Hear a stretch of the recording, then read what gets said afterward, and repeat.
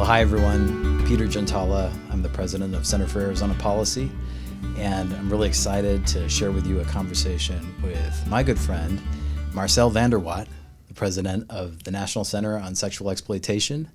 It's great to have you in town, Marcel. Thanks for coming by for this conversation. It's wonderful, Peter. Pleasure and a privilege, and it feels like home, just having a brother in the room, former colleague. So great to see you again and just be in the office. Absolutely. Yeah. Well, thanks so much. Well, Marcel, I know you to be an amazing leader and a key figure in the movement to stop sexual exploitation in the United States and really globally. But you've had a unique path to come into that space. Would you mind sharing just a little bit of your story and how you came to focus on those issues? Sure. So as everybody probably hear, there's an accent in the voice. I'm born and bred in South Africa. Grew up in apartheid era South Africa. My father was a policeman. My father was my absolute hero. So I really wanted to follow in his steps as a law enforcement officer. Finished high school in 1997, went to the Defence Force. I was in the military for about a year.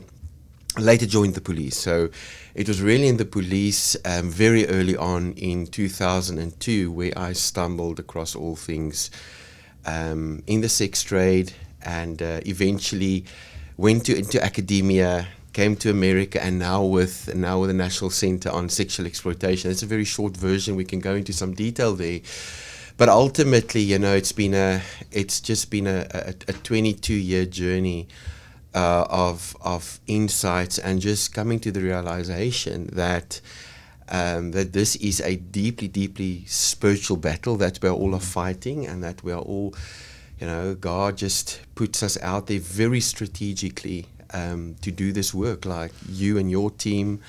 I'm on my journey. I think collectively, this is what we do. So, and this is where I am today, and I'm very, very grateful and fortunate to be here. Okay, so I think about my own experience starting to serve survivors of sexual exploitation, and names and faces come to mind, and once you've seen this particular category of precious, vulnerable person created in God's image and yet treated in the society surrounding them very poorly, being mistreated.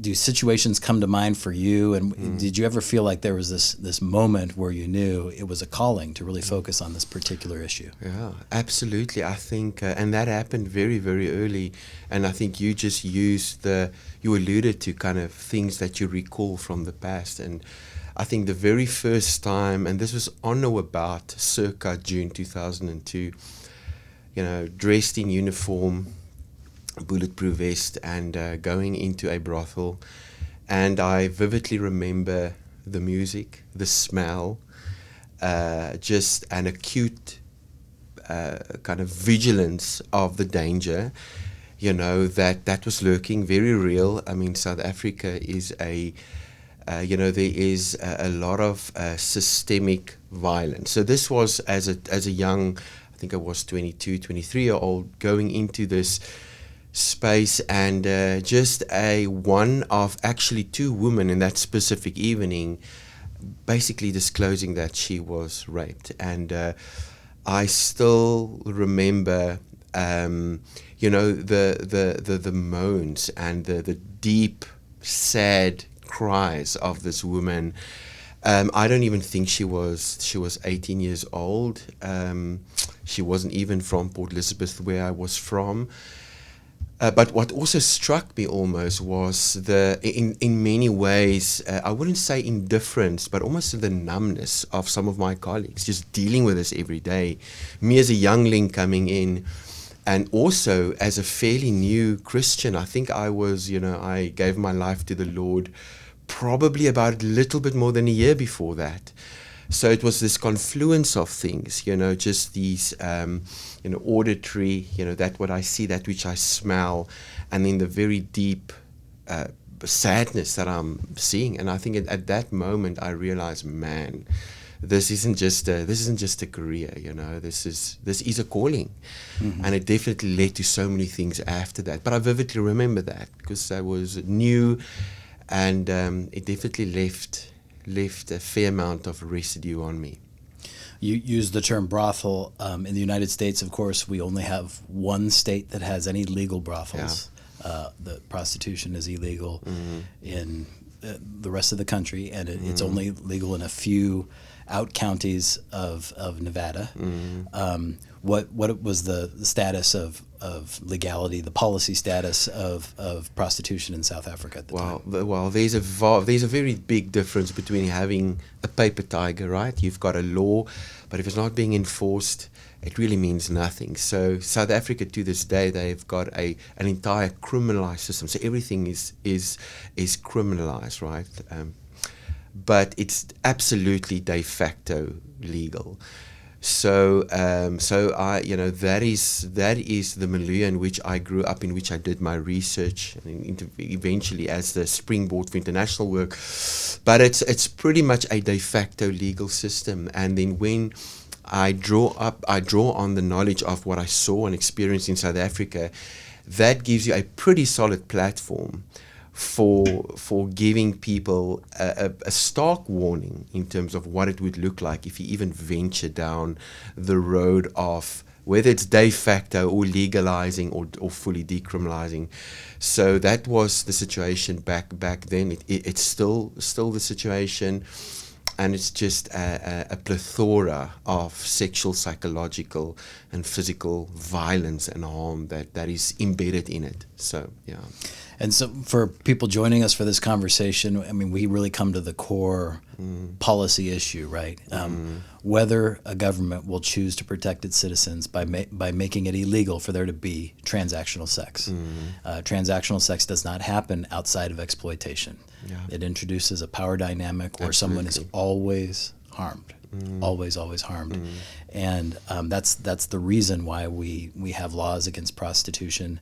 And it is a law that it is not enforced is a terrible thing as well, because it becomes a key feature of the exploitive society around there.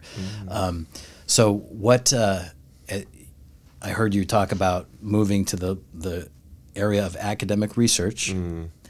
Is it safe to say that police officers don't normally turn and become academic leaders and you know, go get their PhDs and focus on issue areas like that? Yeah, I think rarely and infrequently you have that situation.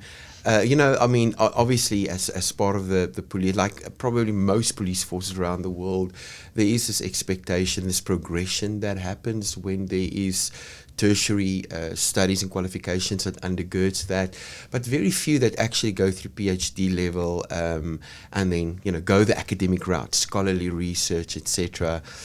But that's always been fascinating to me, and that has been critical to seeing also a different side of academia, right? And the ivory towers are often, you know, just so far dislodged from reality. So I also always implore people to apply a healthy dose of skepticism when a PhD or a doctor or professor walks in the room. They rely on that fancy title. You know, in so many ways, the work that we do, titles mean very little if it's not, you know, sincere, authentic, systematic, methodical, rigorous scientific method is not used. And there's so many cracks in all things academia. So, yeah, it's definitely a great perspective to have. You know, real world and academic experience has really served me well, and also the people I've served over the years. You know, so yeah. Would you say that the academic environment and that process is accessible to survivors of exploitation, or removed from their experience and something that where their experiences really don't have a chance to register? Well, it demands a loaded answer. I'm going to try and keep it short, but it has become increasingly accessible. But there's a very strong, you know, survivors speaking into research and research work. But this is where the big difference comes in, is many scholars are just guided by ideology, you know.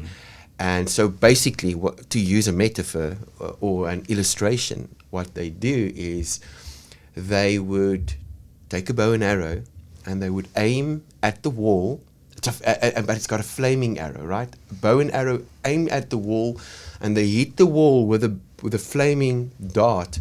And then they would walk to that wall and they would draw a nice small circle around the point of the arrow and say, see, we hit the mark.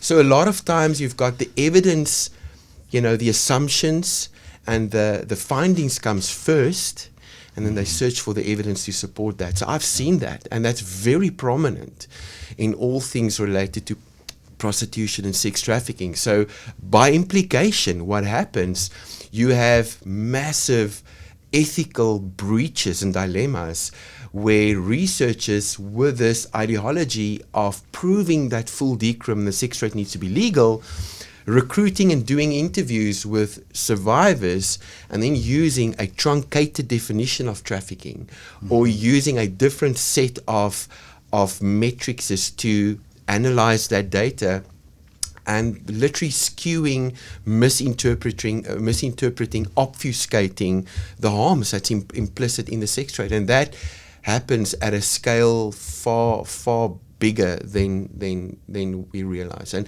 ACOSI will be exposing that at the end of the year. We've got a research project that, God willing, it will be published towards the end of the year, and it features prostitution research flaws that addresses exactly this issue. So, yeah. Okay. Well, so that's really helpful, and it's real easy for those of us who are not academically minded or laymen, if you will, to kind of think, well, that everything coming from that perspective is informed at the same level or coming at it with the same kind of rigorous process. And of course, there's a lot going on there, like you're talking about. So we've talked a lot about trafficking. We probably should just pause for a minute. And what do you think is the best way for people to understand what human trafficking is? We hear a lot about it, but it's pretty rare that there's this moment where you're concrete and just explain what is different about human trafficking. Why is it so insidious, and why are we so focused on stamping it out as a society? Sure. Okay. So obviously, you know, the issue of human trafficking is, from time immemorial, you've had situations where people exploit other people. So I think we could legitimately use the current, let's begin with international law. You know, there's usually three elements, and to put it on a very basic level, there's always an action. So there's an action by a perpetrator, an offender, and there's always a means through which that action is channeled, and the means could be recruitment, transportation, harboring, abusing a position of vulnerability, and there's always a purpose, and that's always exploitation, and these different forms of exploitation, sex, labor, and a host of other things.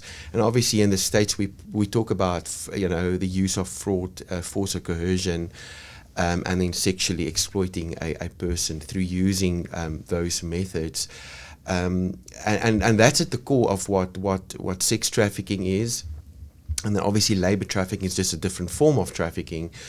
But having worked in several countries, one thing that I've just observed is sometimes the way that these problems present itself and the way that they are being responded to hinges a lot on the rule of law, really, as basic as, do you have laws, but are those laws enforced? And then a big thing that we don't often talk about here in the States is the issue of corruption and official complicity.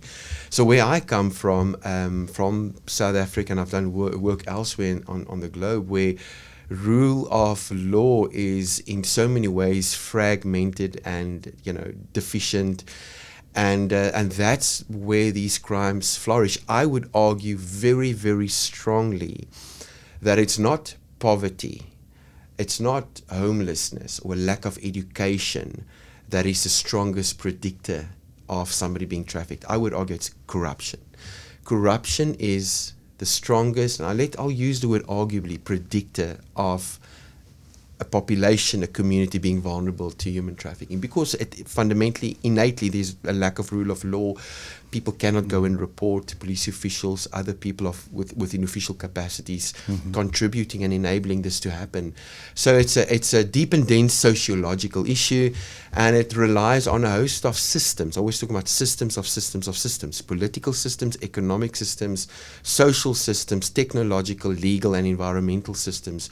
And it interspersed between all of those things. And I think traffickers are really good at crafting their method, whether it's recruitment or exploitation, based on what happens in those systems of systems of systems.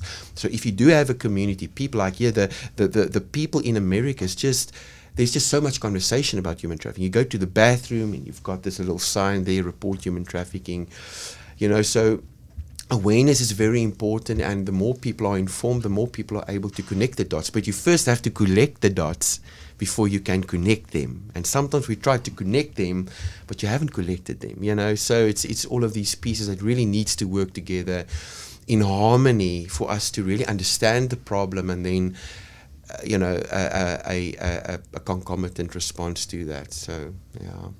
One of the things about the National Center on Sexual Exploitation that I've always felt was so powerful was the recognition that human trafficking is a form of exploitation. Yeah. But there are other related, often closely related forms of sexual exploitation. And one of those is pornography. And would you mind just addressing that? What is the association? What did you see as a police officer, and what have you seen just as you've become an expert on human trafficking, the connection between pornography and trafficking? Yeah. So first, on the National Center on Sexual Exploitation, and part of what we do is obviously mass scale prevention of the web of sexual exploitation. Obviously, pornography is one of them, sex trafficking, and all of these other things.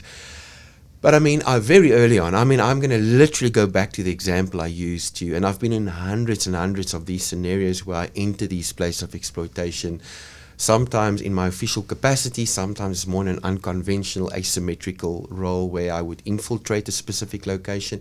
And then there's also research I've done, and obviously also interviews with convicted traffickers. Asymmetrical role, undercover cop, right? Yeah, well, what you're talking about. Yeah, so that's what I'm referring to. But now the thing is, what is really interesting, again, corruption, is sometimes that when you apply, we have the Section 252A of the Criminal Procedure Act in South Africa. You don't just go and do undercover work. There's a lot of paperwork. There's a lot of planning. Now, unfortunately, there were times when I literally did not know who I was working with, where that trust wasn't always there. And that's where these asymmetrical ways of doing things, role-playing, and just finding a way to get things done. So that's maybe as an aside. But to the issue of pornography, very early on, there's not a brothel, and I've been in countless of brothels over the years. There's not a brothel I've ever been in where you go into a reception area and there's a TV, showing some form of, lewd imagery, pornography. Many of these not all of these locations have got actually pornography playing in a specific room where these things are happening. And what I've seen, and I'm not even talking about research, and we can talk about research now, is that it's just the quickest way. If you combine alcohol, drugs, and pornography, it's a powerful, incredibly toxic concoction that just, whatever inhibitions there is from people who visit, it just disintegrates, and it just creates the scene that allows for violence to perpetuate. But also, from pornography, people are trafficked to be, one of the themes that I've worked with over the years is, there are actual rape themes. So being able to traffic or to kidnap or abduct, the laws are a little bit different here than in where I come from, but you could have somebody being trafficked, being gang raped, and that being filmed, and that being sold as pornography. Where I come from, amateur pornography is often worth more than, professionally production. So there's that. There's people are being trafficked for pornography. Pornography is used to lower those inhibitions of people who are invited to rape and abuse people. We've also seen how, these big cases, Peter, you are actively, you've been involved for several years at Nkosi, on how pornography is fundamentally intertwined with trafficking of minors as well. So it's really a powerful fuel that just amplifies harm on so many levels. And another thing is, when we talk about pathologies or pathologies like pedophilia, urophilia, coprophilia, these pathologies are often exacerbated, amplified by pornography. So you have people watching pornography, and then the whole issue around script theory, using that as a script to exploit and to harm people that are being trafficked. So it's inextricably linked. There's just so many examples. I can use one example that relates to the US, maybe a bridge between the two. I provided expert testimony in 2019, a 15-year-old girl that was trafficked from Lesotho. Many people don't know where Lesotho is, a landlocked country within South Africa, to Johannesburg. She was 15 years old, and she was exploited on a live streaming platform. She had to create, pornography was created by the people who exploited her, and the pornography was then shared with those who accessed her account. Now, this platform was called streammatemodels.com. It's a US-based platform, and I testified to the fact, also highlighting that there were 6,000 men who accessed her unique entries to her account over a period of about 2 years. I think that averages about 8 a day. So again, it's inextricably linked. There's no way that anybody can watch pornography without having your fingerprints on harm. It's there. And also as a warning, you are creating a digital tattoo of what you view online. All of that is ultimately accessible. So there's no way that these two things exist in its own private universe. We're here, having this important and heavy conversation. I'm one of the things that working in this field impressed on me is that it's often a gendered form of violence and a strongly male-driven problem. And we should probably just address that, directly. Like, what is it that men can do as men to address this form of harm, this widespread form of harm that is in society, and how can men take a leadership role to safeguard, protect, and hold other men accountable? Such a great point, Peter. And I think, there's just so many things. It's basically that there's just no room for neutrality on this issue. And everybody is on social media. Most people are on social media. It can start at such a granular minutiae, even in an anonymized manner, as to if there's something on your timeline and you know that this is a person or an influencer, that just makes a silly comment, or kind of whether that's rape myths or whether it's sexual objectification. Just literally leaving a comment on a thread. That's at a very, very, very basic level, but engaging with the issue. And I think also as is obviously not getting pulled into conversations where these myths, these tropes, and these stereotypical assumptions are shared and discussed. Locker room banter and these things. That's where a lot of this starts, and that's where a lot of this can end, is by saying, well, not on my watch. This is not what we were created for. And knowing that every girl is somebody's daughter. Every woman is somebody's mother, and we are just part of this community. So it's our inaction really makes all of us ultimately vulnerable at the end of the day. I always think about that quote. I think it was Martin Luther King who referred to the interconnected nature of reality. And I think men play such an important part in being protectors. We are called to be the watchmen on the wall as well, and to speak up and to be bold and to help democratize courage amongst other men. Because sometimes you wonder, where is true, sincere, authentic courage that is channeled towards elevating and protecting dignity and ensuring a world where everybody can live free from sexual abuse and exploitation. So I think men as partners, men as husbands, as teachers, clergy, sports coaches, you hear when your team, your 13, 14-year-old, they just having their conversations, intervene, don't smirk and this is just, these are just teenagers. No, you have this unique opportunity to speak life into those conversations, and you've got the opportunity to send those thinking and those perceptions on a different trajectory, So, men has got such an important role to play in all of this. Yeah. And so we've got, the harm, the extreme harm that can come through men perpetrating this kind of thing or perpetuating through the use of pornography. The harm is real, but the temptation is real as well. And so this is a real issue. And I know, I've seen so many men in the movement. One of the things that encourages me the most about the anti-pornography movement is the male-led part of it, where there is a stepping forward, an accountability, an ownership, and then also just a vulnerability. So many men, owning their own failings. And being authentic about that, and helping other men overcome their shame, and have hope that they can begin again, and that they can have a bright future where they treat women respectfully. They can be a family man.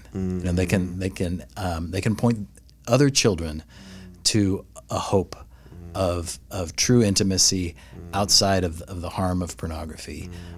And I know you've seen that before as well, but this is something that has encouraged me about this movement, is the vibrancy of, there is such a thing as redemption. Yeah, there absolutely is. And we celebrated our Lord and Savior Jesus Christ. It was, that rose, and we commemorate and celebrate that every year. And that is, that's on a personal level what just, saved me from just everything that happened in the past. But it's powerful, and that redemptive power is available to everybody.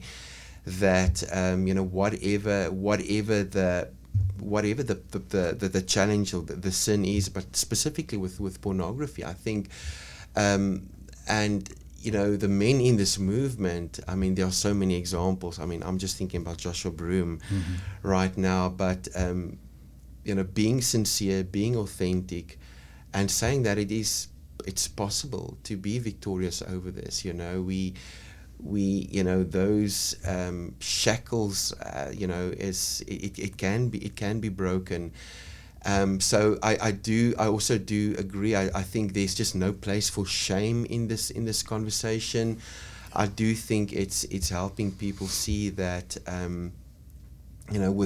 through the right authentic relationships, and getting the help that is out is readily available, that recovery is possible, and a radical change and a fulfilling life is absolutely possible. So and that's definitely what I appreciate of people in this movement, and I think that liberation is available to anybody out there, whatever your whatever your background and your history, that's available, and it's incredibly debilitating. And knowing that you don't have to do this on your own, there's hope.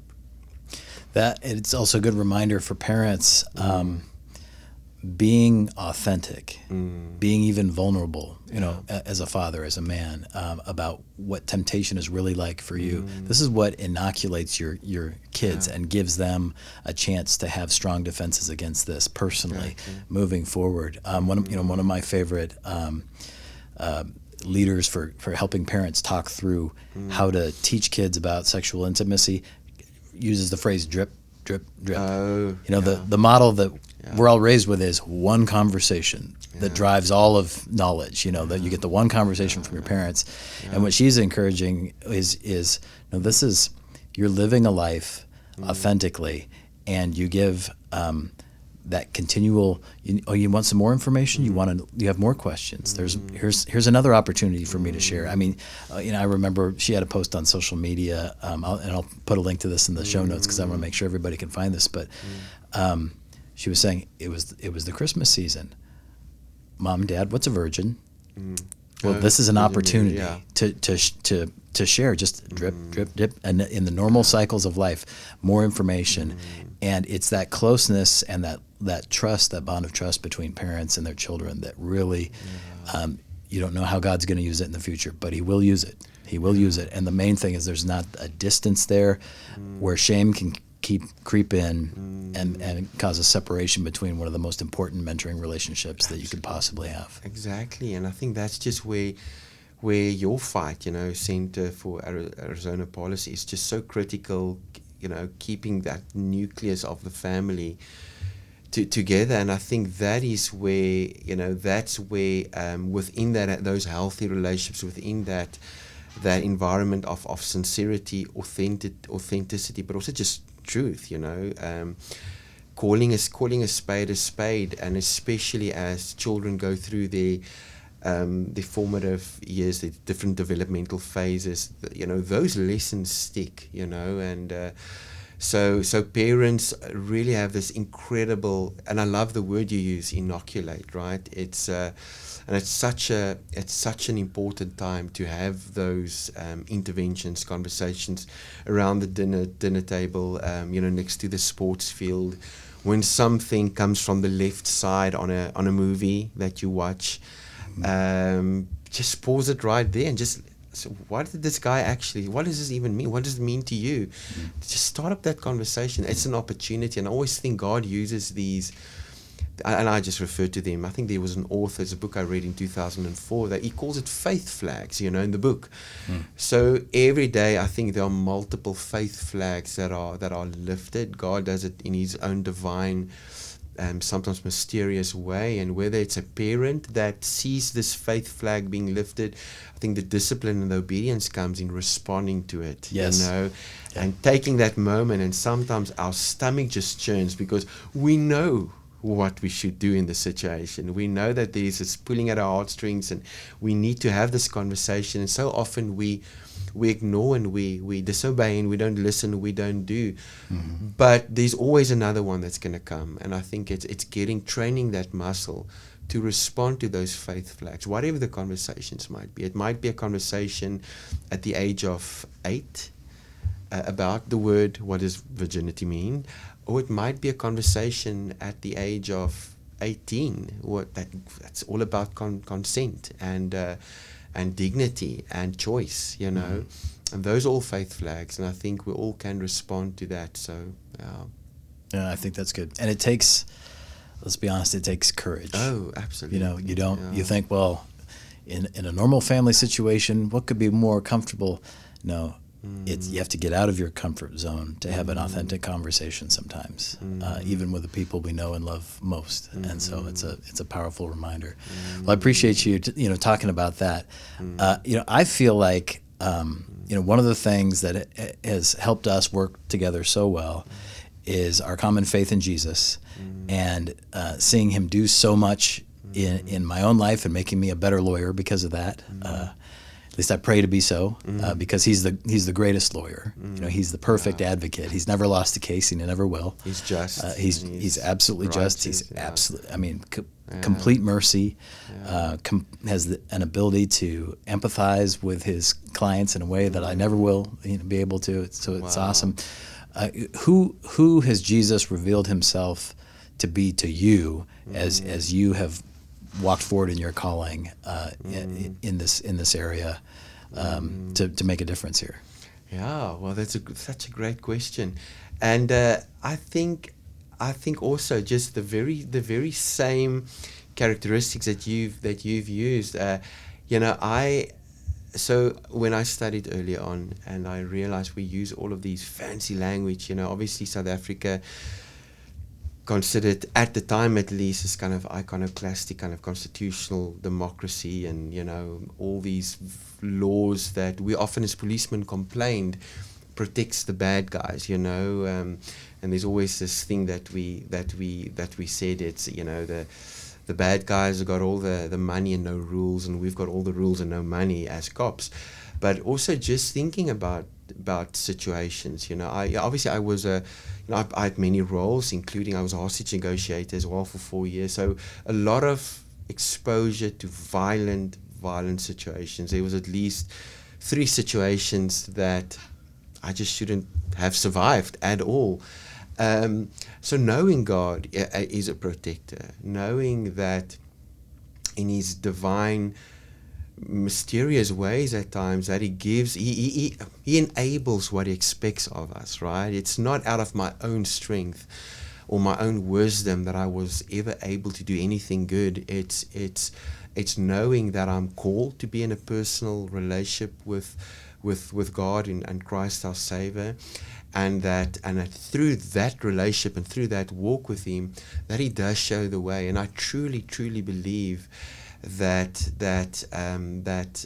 God has pointed and directed me, even at such a level in terms of granular decision making in some of these cases that I've investigated, Peter.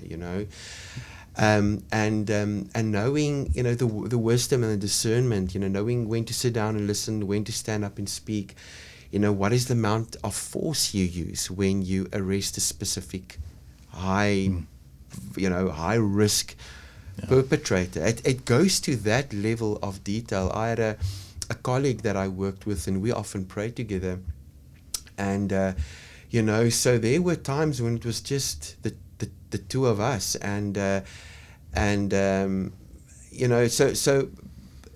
just feel that just from a protection perspective, and just decision making. I think that wisdom and that discernment that we are blessed with. I think if we choose to keep our eyes on the cross, I believe God can do miracles, and He's really done that, and He's shown me the way through that.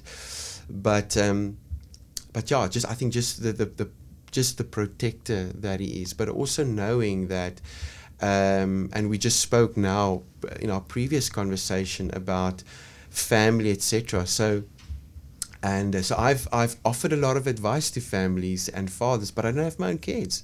And I think at the time, when Caroline and I, when we knew that having kids is not part of the plan, God enabled both of us to be fathers and a mother to other kids, and our life world revolved around children. And knowing that through God's divine way, that is what our purpose was, and that we were able to really be at peace with that, just that clarity setting in and saying this is the chapter of life, and it revolves around children. It revolves around something and somebody, maybe a child that we couldn't have, but I can still be a father, and that wisdom, I think those insights, it's just divine how God makes Himself known. So yeah, those are just some of the things that comes to mind when you ask that question, So that's great, man. That is powerful. Thank you for sharing that. I really appreciate it. Well, this is an encouraging conversation, and I could talk to you all afternoon. Let's as we close out our time together, what is there anything you'd just like people listening to this conversation to know? Where can they find more information about the National Center on Sexual Exploitation? And is there anything else that you really just like to call out as a resource? Yeah, well, our website, please go to the endexploitation.org. Yeah. And we've got we spoke about pornography. So we've got on May the 13th, we've got the release of a big report called Not a Fantasy. There's an actual website where you can actually register for that. That is notafantasy.org as well. So please look at our website. I'm on LinkedIn. I'd love to engage with people on LinkedIn. I frequently post there. But I think it's also knowing that a world free from sexual abuse and exploitation, it's not free from that. It's not a pipe dream. I think it can happen, and we know what to do, and I mean, just the work that you guys do here at Center for Arizona Policy, Peter. I mean, there's just so many complementary and overlapping things that we partake in, and it's never to lose hope. I always, I'll leave with this. There's this Turkish proverb that says, "The forest was shrinking, but the axe was clever and convinced the trees that because his handle was made of wood, he was one of them." And I think that is what, the evil one out there is and does. It confuses, and it uses this axe and this, temptation and fleeting promises to wield and just to cut down these trees. And I think a flourishing ecosystem is possible. We are part of the people that are called to create that flourishing forest to be revived to what it was intended to be. So yeah, be hopeful. I think it's just staying in the arena, and I think our work is cut out for us. So yeah.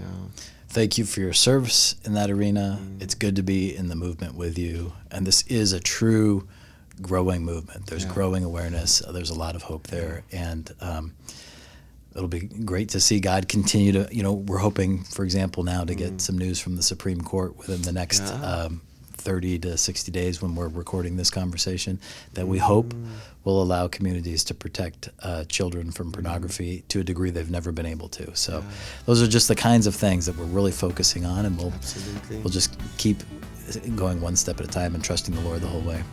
Showing up. Thanks, Peter. Thank you, Marcel. Thanks for being here. Appreciate it, brother.